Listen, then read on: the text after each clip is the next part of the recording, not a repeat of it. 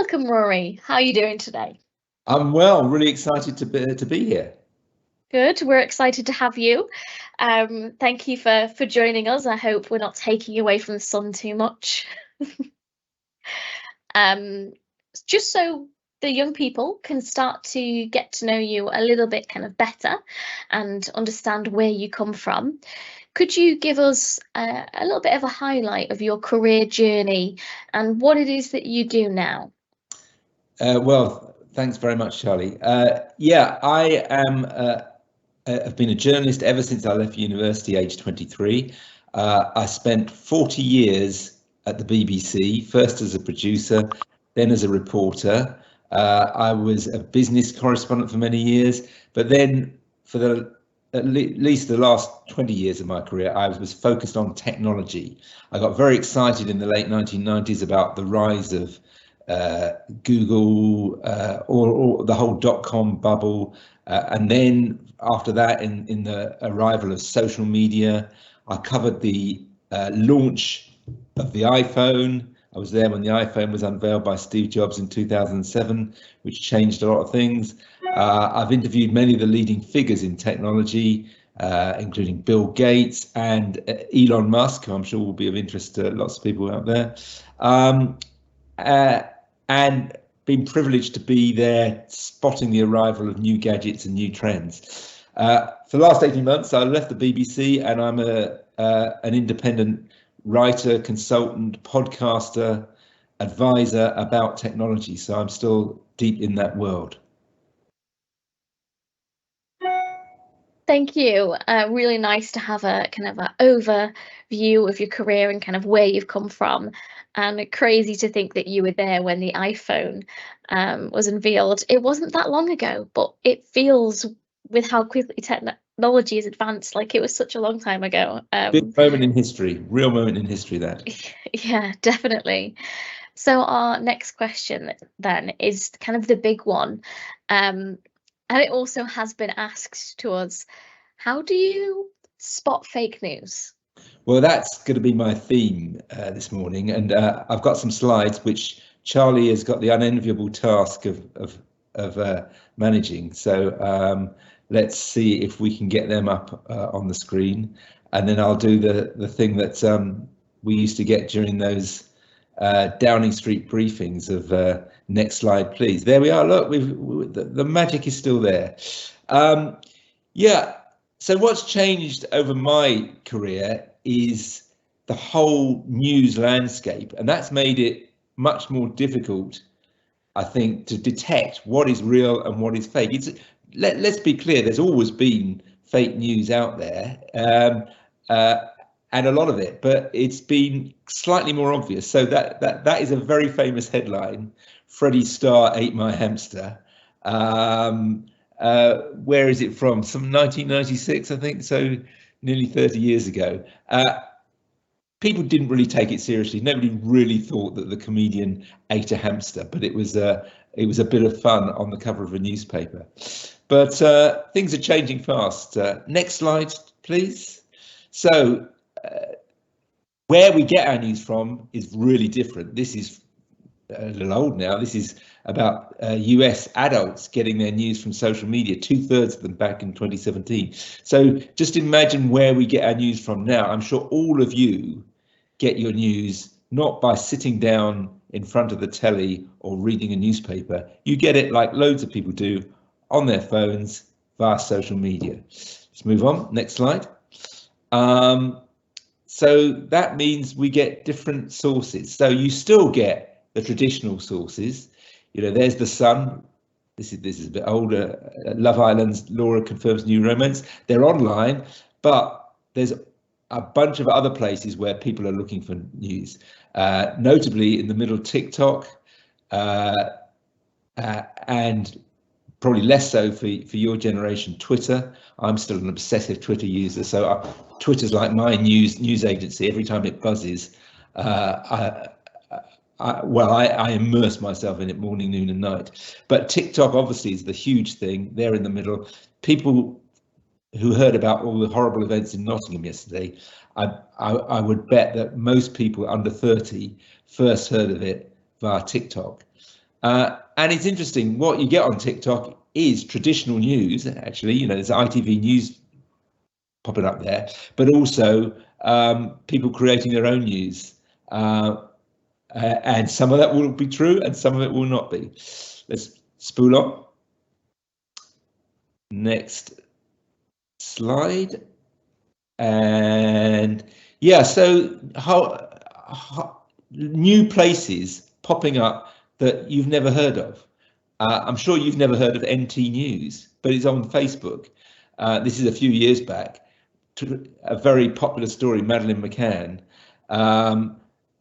fighting shocking claims from a senior Portuguese police figure that they faked their daughter's abduction.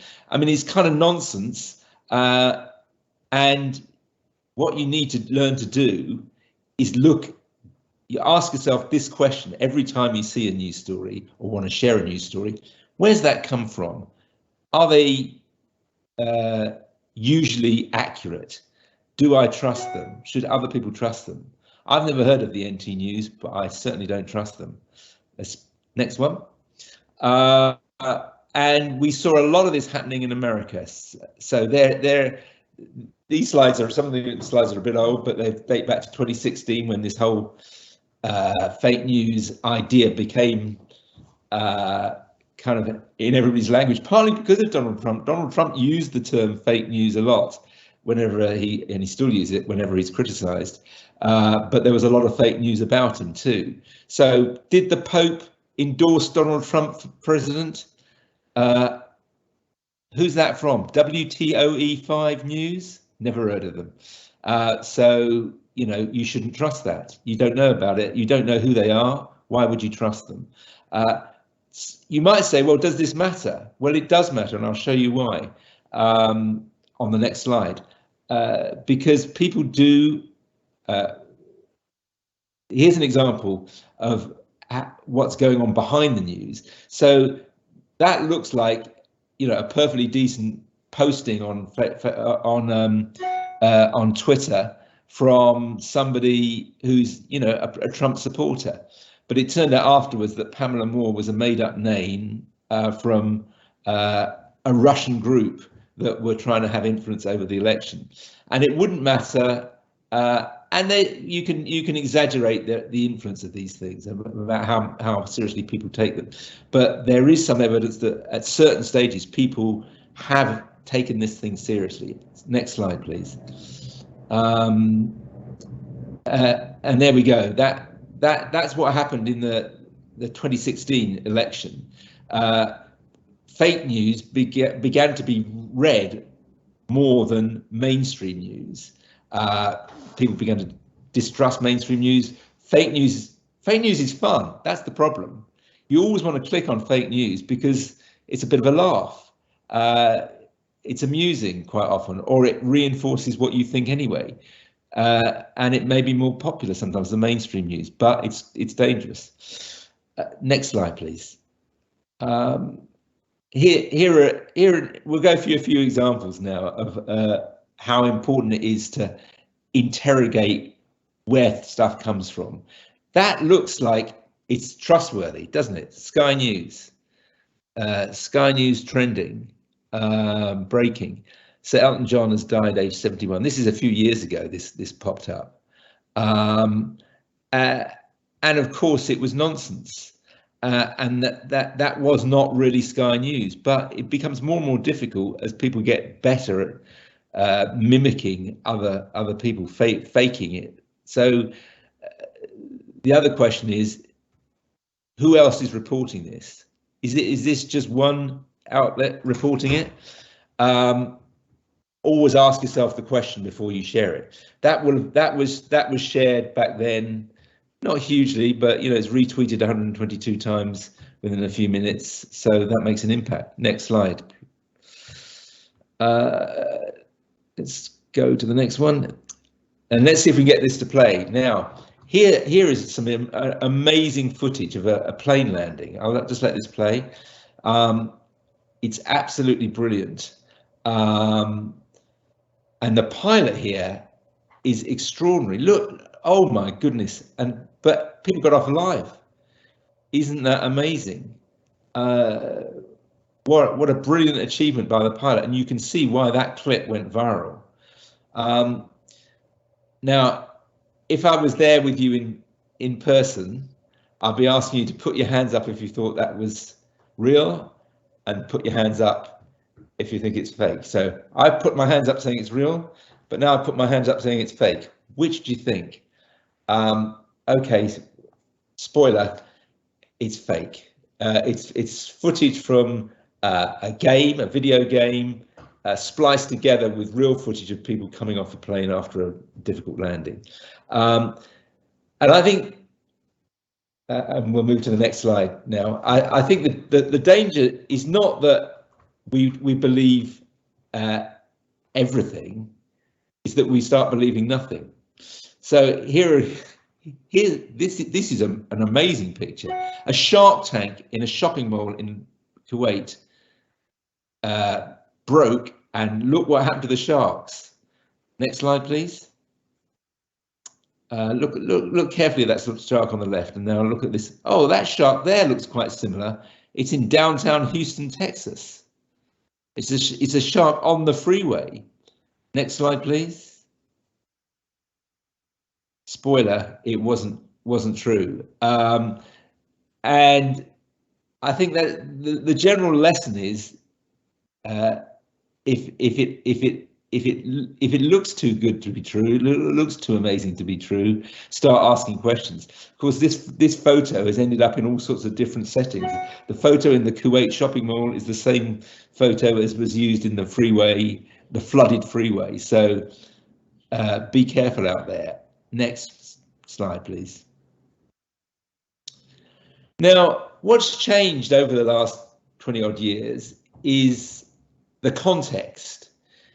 So this was a very famous, it's still around, newspaper, the Sunday Sport. And you would see it on the newsstands or in the supermarket, and it would be sitting next to other more traditional newspapers. And nobody thought this was true. Everybody knew that World War II bomber found on moon was just a bit of a joke. It was a joke newspaper. It was easy to tell that. But what's got more difficult is that on the internet, everything looks the same. Next slide, please.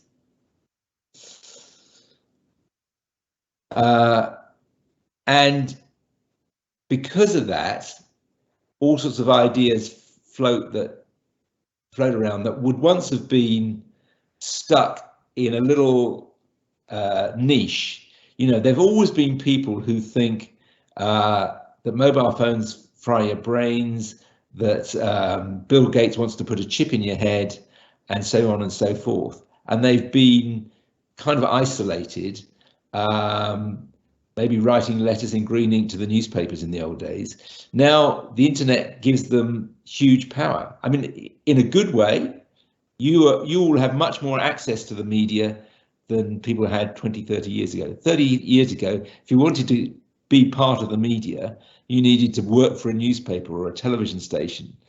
These days, you can have your own television station, YouTube. You can have your own media. You know, you can write on social media, whatever you like. And that's good, but also dangerous, because a lot of the information that people share is wrong. And there's a huge number of people sharing basic lies, frankly, about things like 5G frying your brain. I've had people saying to me, you know, I've got a disease called Parkinson's, and people have said to me, it's because you've been standing too close to 5G phone masts. That kind of nonsense. And it's become more and more difficult to verify what's true and what's not. And these people are very well organized and will tell you that they have done extraordinary research, and you may believe them, but you should always look at what their background is, what knowledge they have. Are they scientific experts as they claim, or are they not? Next slide, please. So, you know, here's somebody right at the beginning of I said at the beginning, at the end of the first year of the pandemic, a whole Facebook group called Stop Flu Vaccines and Mass COVID Testing in UK Schools. Sort of vaccine skepticism used to be a kind of quite a niche thing, although there was a lot of it in the early part of the 21st century when people stopped getting the measles, mumps and rubella vaccine. But it became very prevalent during the pandemic with these kind of groups spreading beyond COVID to, trying to stop the flu vaccine for unknown reasons. Next, please. And what that means is that, when prominent figures are suggesting injecting disinfectant in yourself as treatment, it's really difficult for anybody who's not an expert to know what to believe. Should we believe this man or should we believe a scientist? My feeling is that we should believe the prominent scientist. Next slide, please. So I'm just going to end with two examples of what the fight back is against this tidal wave of fake news. There are a number of fact-checking organizations out there which are, in my view, objective, are doing good work and are trying to check out big claims about stories. So this one is about a claim that the vaccine would change your DNA, and they've looked at it and they've said it won't. And I'm sure that will be disbelieved by the conspiracy theorists, but I would tend to believe full fact rather than somebody who's, quotes, done their research on the internet.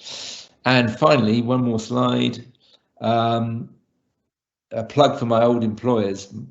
The BBC is doing a lot of work now. It's got a unit called BBC Verify, looking at a whole bunch of things. For instance, this one is about the row over Partygate,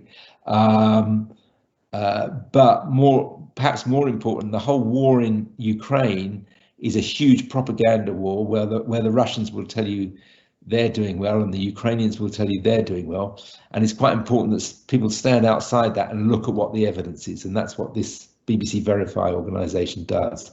For instance, when footage arrives of soldiers invading a village or retaking a village, they will try to verify that that was actually footage taken at a particular time, at a particular place. And there is a skill in doing that, which those people have. So that's my overall advice. Be skeptical when something sounds too good to be true. Look at the source. Try and be critical. Yeah, thank you for that. I think you touched on several points that we were kind of wanting to kind of figure out and ask during that. So we have just kind of a few follow-up questions before we move on to our student Q&A. I have put in the chat links to the website, for the Full Fact website, and to an article from the BBC that links to their Verify as well. So if you'd like to check those out, please do feel free. But before, it can be so difficult to spot this news and to figure that out, and there's so much kind of mistrust or too much trust on the internet. When someone is telling us about something that they have read in person, how can we be sure to make sure that's correct before we go tell someone else? And how much of a responsibility do we have to do that? Well, that's really interesting. I mean, a great example is that, as I said, that terrible event yesterday in Nottingham. And in the old days, of course there would be rumours. People locally would say, that they'd heard from someone that this, that, and the other had happened. Now it's gone global, so immediately an incident like that happens, you get people not just in Nottingham, but in Nevada, in Novosibirsk, all around the world, commenting on it. So first of all, try and ask if anybody else is saying that. and try and interrogate who that person is who is telling you this news. I keep coming back to. It's what you're taught very early on in journalism.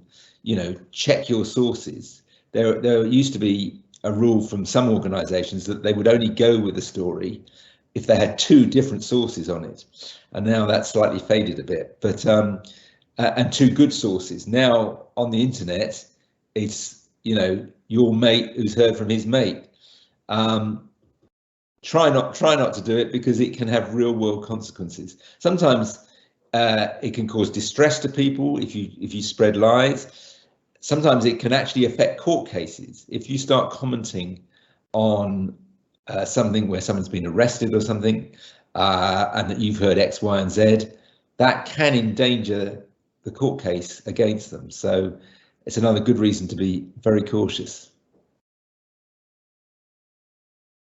And you talked a bit about, you know, all the news articles and all these companies that release these kind of fantastical newses with all these interesting news company names.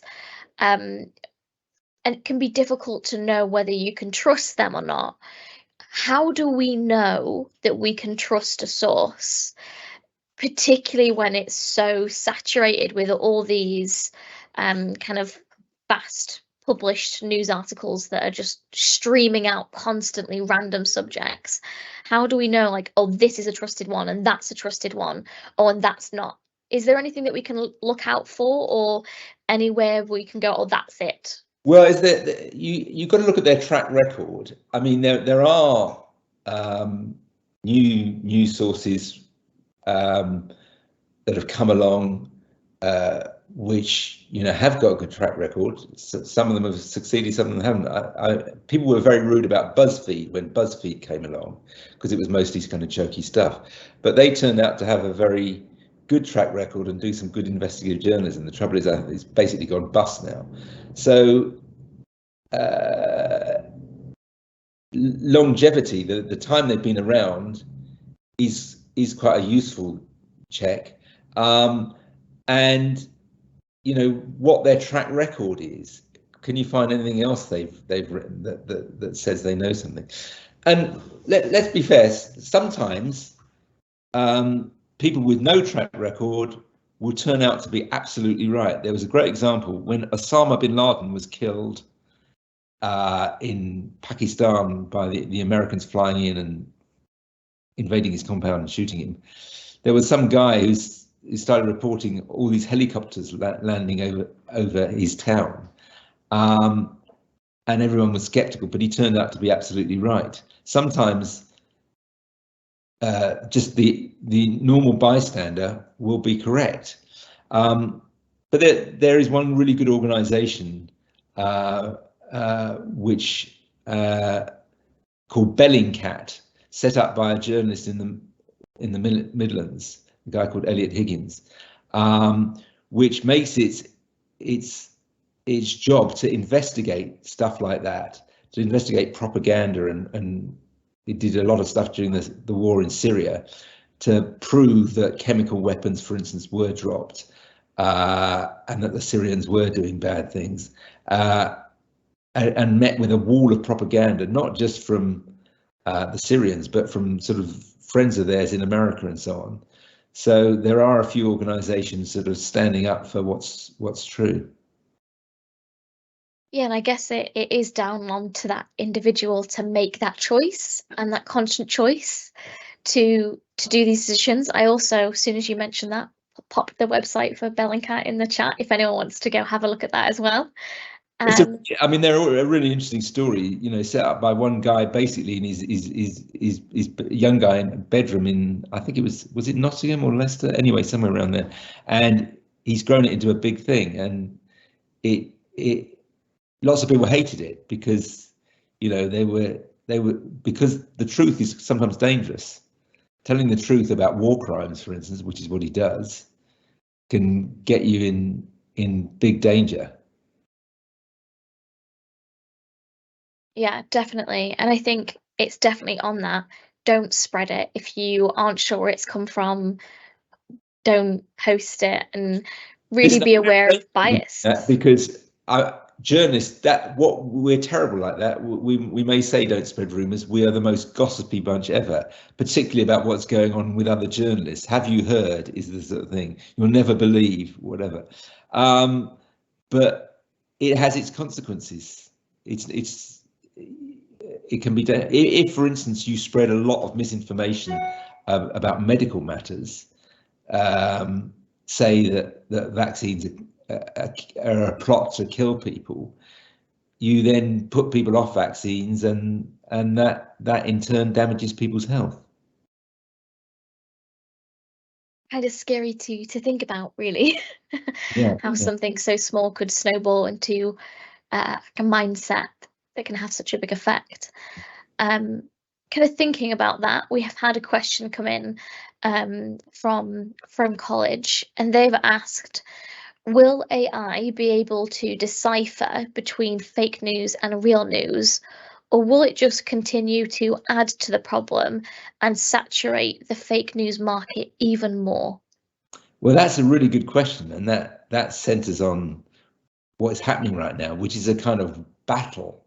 So AI, for instance, allows you to create deep fakes, very realistic, sort of take a sample of somebody's voice, take a sample of their face, and you could, in theory, and the technology is already there and is getting much better, get them to say anything. And that could, of course, be incredibly dangerous during an election campaign.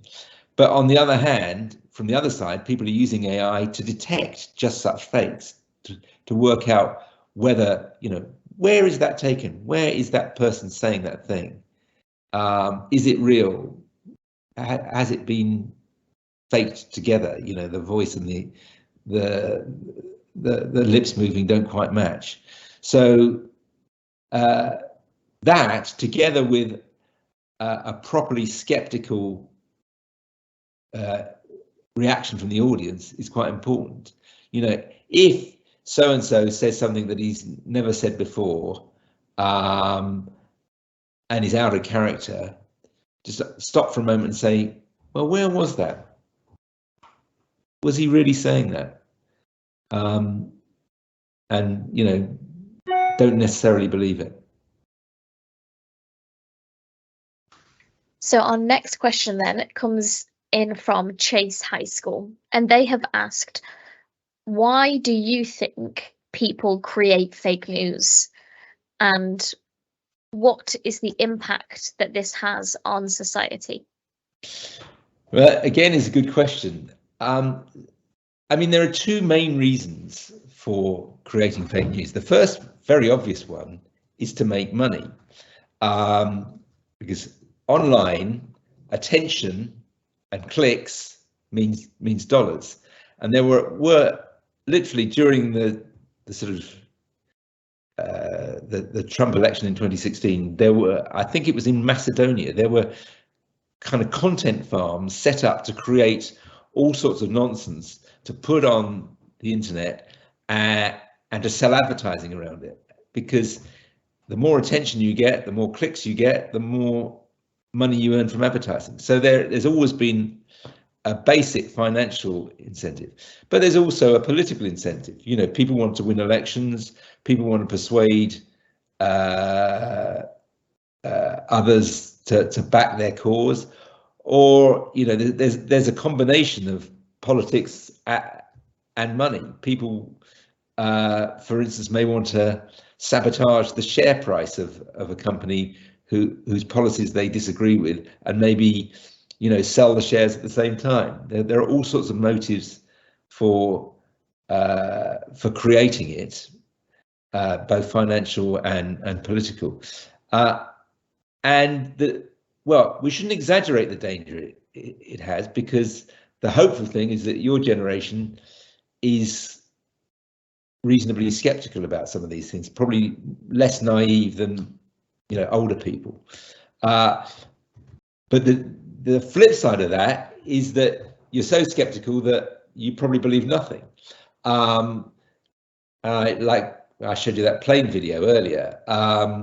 Once you start saying, "Oh, that never happened," that never happened, you can you can stop believing, true sources as well, and that can have its dangers.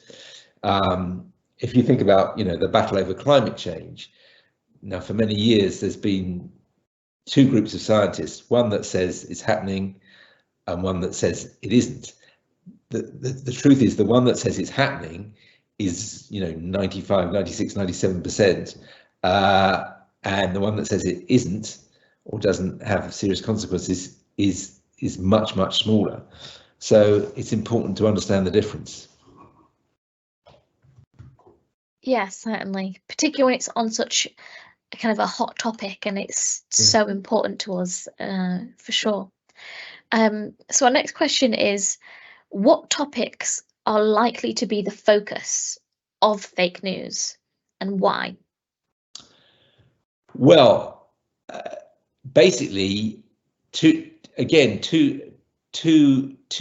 particular areas, depending on whether it's motivated just by money or by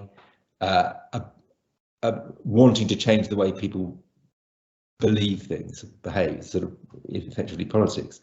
So, celebrity stuff, stuff about the royal family, that is always going to be a popular area for fake news. I mean, and always has been in a way. There's celebrity news has been a huge thing for 100 years or so, and there's always been some of that news that was fake. There's also been, in the old days, a lot of stuff that was true but never got out. So there's a big incentive there to make up stuff, again for clicks. But also there's huge political battles going on in various countries, notably in America, notably in the UK, but also lots of other European countries, where there is an incentive to create fake news to discredit your opponents in elections in particular. Yeah, definitely. I feel like anytime something big is happening in society, put your red flag on and be on the lookout for it. Yeah, and every time something terrible happens, again, I come back to yesterday, there'll be two things that happen. A, there'll be fake news, and B, there'll be what are called phishing attempts. Attempts to con you through your computer by sending you, news about X, Y, or Z, or you've heard about the hacking of so and so. Go to this link to get more information about how you can make your computer safe, and it will be a dodgy link where you'll give away your bank details or so on. So that's another area where sort of fake news and cybercrime are linked.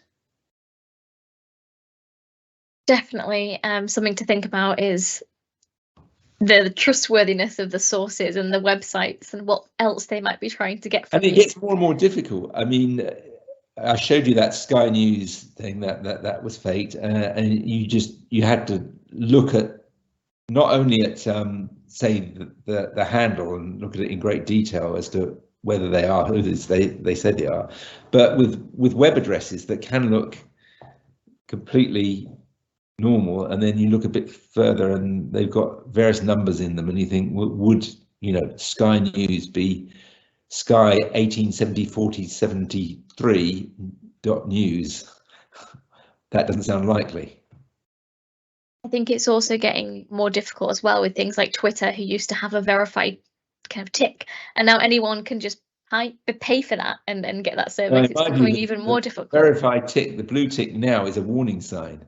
I'm more skeptical when I see a blue tick now, because quite often those are people who've paid for it because they want to spread a certain point of view. kind of sad that that kind of safety barrier has gone for us in terms to make money, which is something that you already touched on. Why people do things like this is all about that kind of, it could be to make that money, and it's kind of scary, really. So our next question then, and we've got time for maybe one or two more before we look at ending today's session, is what makes a person more susceptible to believing fake news? You know, why might some person read a piece of fake news and wholeheartedly believe it, then read a different piece of fake news and go, oh, well, that's not real? Well, that is a very interesting question. I think we shouldn't be superior about this. I think we're all susceptible about it. There's a thing called confirmation bias, where if you come at an issue from a particular viewpoint, let's make it less sensitive. Say, put it in football terms. If you're a Man City supporter and hear something dodgy about Man United, then you're more likely to believe it, and vice versa. So it's where you're coming from in the first place. But I think it just has become much more difficult because of the sheer volume of fake news out there. Yeah, definitely. And thank you for giving an example. I think when we get examples, it kind of helps us picture about how and why and those sorts of aspects.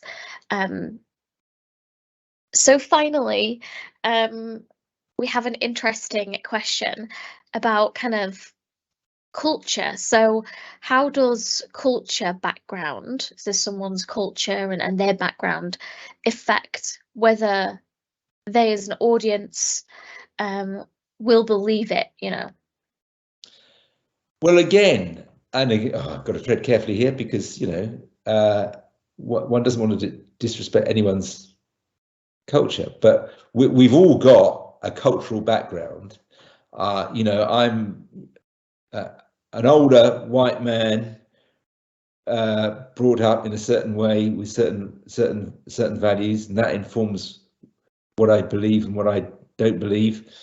Makes me ignorant about some other people's lives, and people from a different cultural background will have similar, you know, maybe closed-minded about people from different religions, people from different countries, and more inclined to believe bad stuff about them.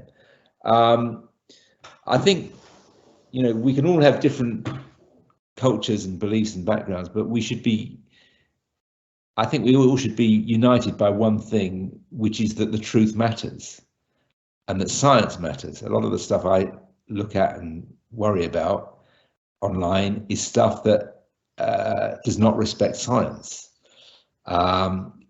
Maybe it's because I don't come from a scientific background. I'm maybe too reverential towards science, but I did languages at university, not science. But I've got a huge respect for scientists and the scientific method.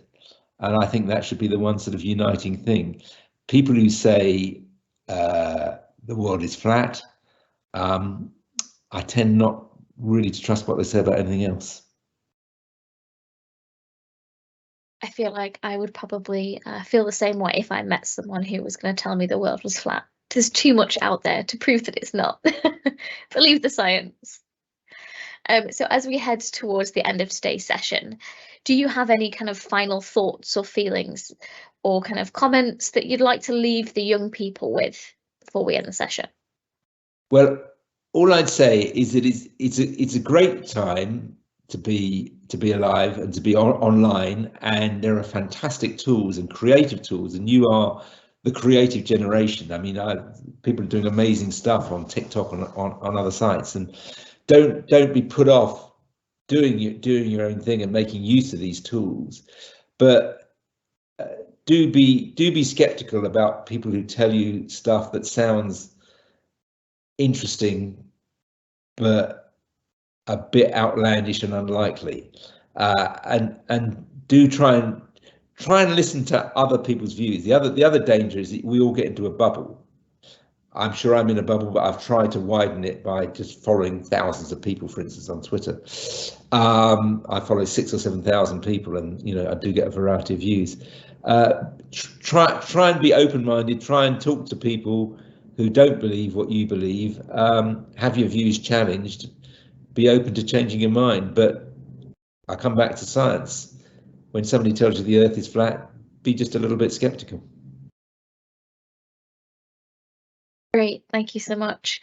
It's been really lovely to have you on the broadcast, Rory, and to kind of hear about kind of technology and how it's developed, your career and overall fake news. I feel definitely a little bit more prepared that next time when I open up Twitter or Facebook or TikTok or whatever it is, to make sure I'm not believing the first thing I'm seeing, and always to be able to check.